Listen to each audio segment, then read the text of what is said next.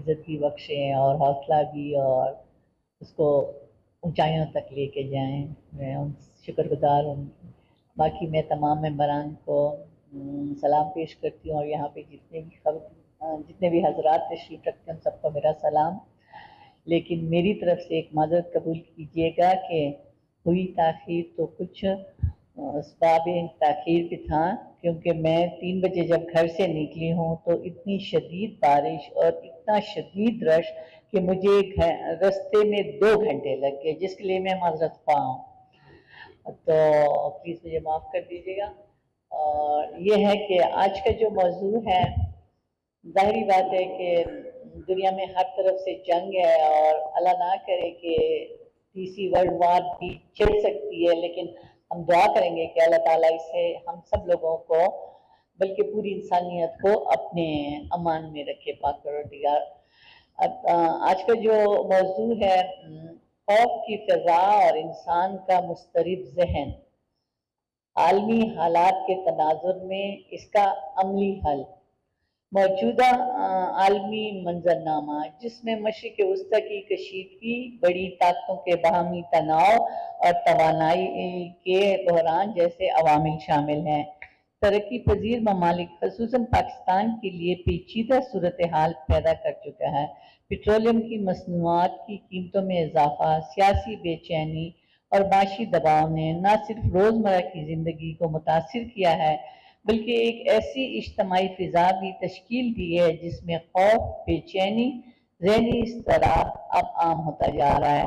تاہم اس مسئلے کا حل محض اس کی وجوہات بیان کرنے میں نہیں، بلکہ ایسے سائنسی، ادارہ جاتی، انفرادی اقدام ہیں جو اس خوف کو منظم اور کم کر سکیں، جیسا کہ عالمی یوم صحت کا بنیادی پیغام بھی اسی جانب رہنمائی کرتا ہے۔ سب سے پہلے حکومتی سطح پر معاشی استحکام کے سائنسی ماڈلز کو اپنانا ناگزیر ہے۔ وقتی ریلیف کے بجائے ڈیٹا پر مبنی پالیسی سازی کی ضرورت ہے، جس میں مہنگائی، آمدنی اور صارفین کے رویوں کا مسلسل تجزیہ کیا جائے۔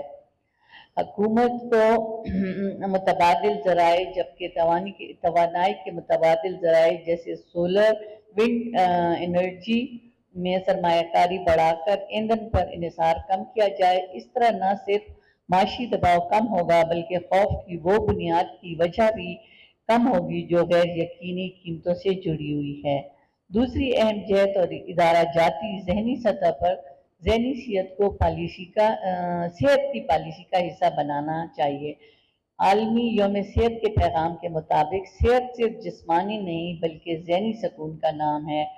حکومت اور صحت کے اداروں کو چاہیے کہ جہاں مقامی سطح پر ماہرین نفسیات، کونسلر اور سماجی کارکن دستیاب ہوں، اس کے ساتھ ڈیجیٹل پلیٹ فارم پر ٹیلی کونسلنگ سروس متعارف کرائی جائیں تاکہ زیادہ سے زیادہ افراد ان تک رسائی ہو۔ یہ اقدام خوف کی کیفیت کو کم کر سکتے ہیں۔ تعلیمی اداروں کا کردار اس ضمن میں نہایت ہی اہم ہے۔ یونیورسٹی اور کالجوں میں سائنسی طرز فکر، تنقیدی شعور کو فروغ دینا ضروری ہے تاکہ نوجوان افواہوں، میڈیا کے دباؤ اور غیر مصدقہ معلومات کے زیر اثر نہ آئیں۔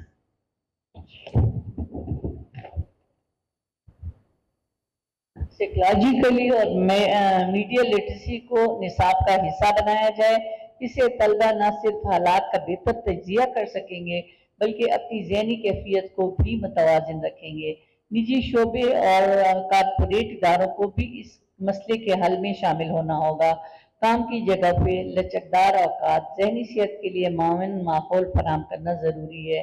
تحقیق سے ثابت ہے کہ ایک مطمئن ذہنی طور پر متوازن فرد نہ صرف زیادہ پیداواری ہوتا ہے بلکہ معاشرے میں مثبت کردار بھی ادا کرتا ہے۔ اس طرح سے معاشی اور نفسیاتی استحکام ایک دوسرے کو تقویت دیتے ہیں۔ انفرادی سطح پر بھی سائنسی بنیادوں پر مبنی زندگی اپنانا ناگزیر ہے۔ جیسا کہ عالمی یوم صحت کے پیغام میں واضح کیا گیا ہے کہ متوازن غذا، باقاعدہ جسمانی سرگرمی اور مناسب نیند انسانی اعصابی نظام کو مستحکم بناتے ہیں، جس سے ذہنی دباؤ برداشت کرنے کی صلاحیت بڑھتی ہے۔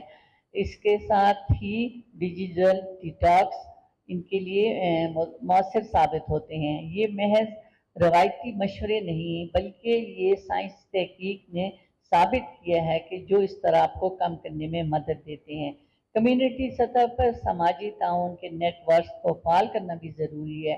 محلے، مسجد اور مقامی تنظیمیں اگر باہمی تعاون، معلومات کی درست ترسیل اور ضرورت مند افراد کی مدد کو یقینی بنائیں تو خوف کی شدت کم ہو سکتی ہے اور ایک مربوط معاشرہ فرد کو تنہائی سے نکال کر اجتماعی طاقت کا احساس دلاتا ہے جو ذہنی سکون کے لیے نہایت اہم ہے۔ میڈیا کا کردار بھی فیصلہ کن ہے۔ ذمہ دارانہ صحافت، سنسنی خیز سے گریز، حقائق پر مبنی رپورٹنگ خوف کے پھیلاؤ کو کم کر سکتی ہے۔ اس کے برعکس غیر ذمہ دارانہ رپورٹنگ اضطراب کو کئی گنا بڑھا دیتی ہے۔ لہٰذا میڈیا ہاؤسز کے لیے ضابطۂ اخلاق پر سختی سے عمل درآمد ضروری ہے۔ آخر میں یہ کہہ سکتی ہوں کہ خوف کی موجودہ فضا ایک کثیر الجہتی مسئلہ ہے جس کا حل بھی ہمیں ہمہ-جہتی حکمت عملی میں مضمر ہے۔ سائنسی بنیادوں پر پالیسی سازی، ادارہ جاتی اصلاحات، تعلیمی بہتری، متوازن طرز زندگی، یہ سب مل کر ایک ایسے معاشرے کی تشکیل کر سکتے ہیں جہاں انسان نہ صرف جسمانی طور پر صحت مند ہو بلکہ ذہنی طور پر بھی پرسکون اور مستحکم ہو۔ یہی وہ راستہ ہے جو خوف کو کم کر کے ایک متوازن اور پائیدار مستقبل کی ضمانت ہے۔ شکریہ۔